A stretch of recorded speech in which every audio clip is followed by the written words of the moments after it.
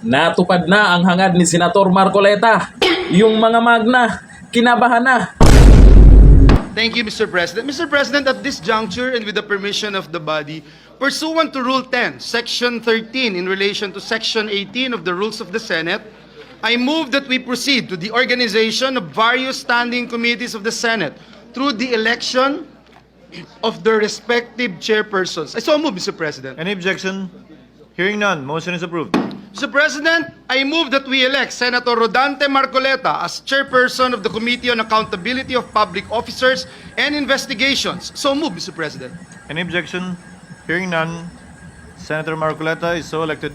Pero bago mag-iyakan ha, ako si Rowena Guanzon nang aasar pa. Neto nakaraan, ito. Labantay na mo ha? Kung makuha ni Senator Rodante Marcoleta ang Blue Ribbon, lagot kayong lahat mga kawanan kayo! Lagot kayong mga magna. Nako, itong si Senator Marcoleta, ay kilala po natin yan nung nasa kamara pa. May paninindigan, matalino, at siyempre magaling yan. Magaling na abogado yan. Saludo nga dyan si dating Pangulong Duterte, sa galing yan. Kaya yung mga magna, nako, kailan kaya mag-umpisa? Ibinigay na sa kanya ang Blue Ribbon Committee na talagang yan ang ayaw ng mga anti-Duterte. Kasi, sino ba ang mapaimbestigahan at mapapatawag dyan? Si Tamba. Kasama kaya? Ako'y nagtatanong lang ha.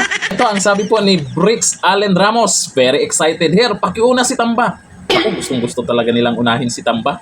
Sabi ni Lourdes, lagot kayong lahat. Ay, hindi naman lahat kasi meron naman tayong matitinong congressman, matitinong senador. Yung mga ano lang naman, yung mga magna lang naman. Nako, abangan natin yan. Sabi ni Lee S. Celine, kuyawan na ang mga buhaya.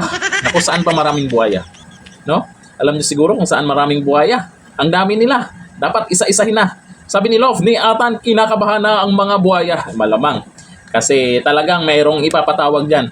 Talagang mayroong paimbestigahan yan. At talagang itong si Senator Marcoleta ay hindi matitinag yan.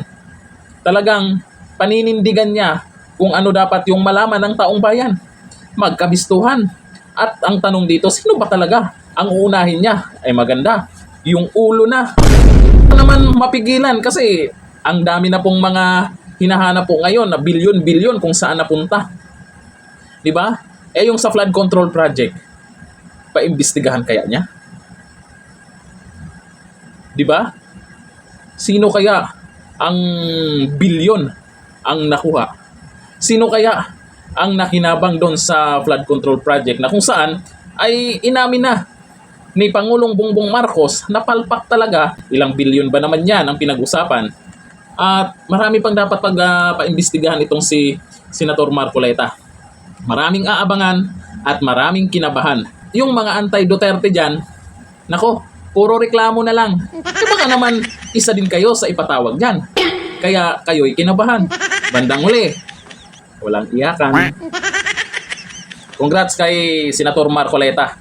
Yan ang gusto niya. Yung mga nagsabi kasi nakaraan na gusto nila na maging Senate President, sa ngayon, okay naman. Sana. Okay naman sana kay Senator Marcoleta. Pero siya kasi gusto niya yung Blue Ribbon Committee.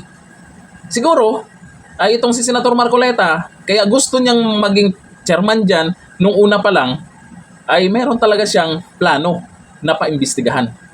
Sino kaya yan? Abangan. Galing ba yan sa Kamara o sa Senado? Ay malamang. Ako para sa akin sa tingin ko meron yan sa Kamara na paimbestigahan niya. Lagot kayo. Lagot ang mga magna. Magna. Hanggang dito lang natin kayo. Bye-bye.